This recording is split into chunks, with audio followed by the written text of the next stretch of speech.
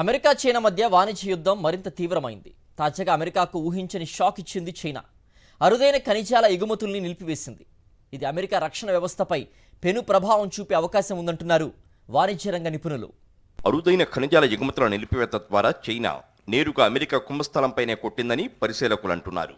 ముఖ్యంగా ఫైటర్ జెట్లు తదితర తయారీని తీవ్రంగా ప్రభావితం చేయడం ఖాయంగా కనిపిస్తోంది. ఇప్పటికే ఎగుమతులకు సంబంధించిన నిబంధనలను చైనా రూపొందిస్తోంది. అప్పటి వరకు చైనా పోర్టుల నుంచి మ్యాగ్నెట్ల ఎగుమతులను నిలిపివేశారు. ఈ నిబంధనల అమల్లోకి వస్తే కొన్ని కంపెనీలకు శాశ్వతంగా వీటి సరఫరా నిలిచిపోనుంది. పశ్చిమ దేశాల్లో ఆయుధాలు, ఎలక్ట్రానిక్స్, ఆటోమొబైల్స్, ఏరోస్పేస్, సెమీ కండక్టర్ల కంపెనీలకు సమస్యలు ఎదురుకానున్నాయి.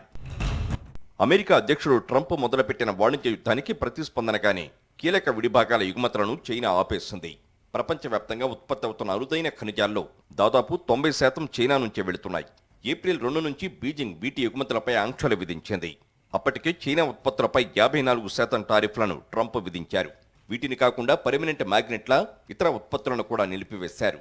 అయితే అమెరికాతో వాణిజ్య ఉద్రిక్తతలు మరింత ముదిరితే ఇలాంటి చర్యలు చేపడతామని బీజింగ్ ఎప్పటి నుంచో హెచ్చరిస్తోంది. ఆ భయాలే ఇప్పుడు నిజమయ్యాయి. చైనా తాజాగా చేపట్టిన చర్యల ప్రభావం కేవలం అమెరికా వరకే పరిమితం కాదు, అన్ని దేశాలపై ఉండనుంది. కీలక ఖనిజాల మైనింగ్, ప్రాసెసింగ్ లో చైనా తనకున్న శక్తిని ఆయుధంగా వాడుకుంటోంది. దీంతో పాటు ఎక్స్పోర్ట్ లైసెన్సులను పరిమితం చేసే అవకాశాలు కూడా ఉన్నాయి. అమెరికాలోని టెస్లా, యాపిల్ వంటి సంస్థలు చాలా ముడి పదార్థాల కోసం బీజింగ్ పైనే ఆధారపడుతున్నాయి. అమెరికా ప్రభుత్వం వద్ద రేర్ ఎర్త్ మినరల్స్ నిల్వలు ఇప్పటికే ఉన్నాయి.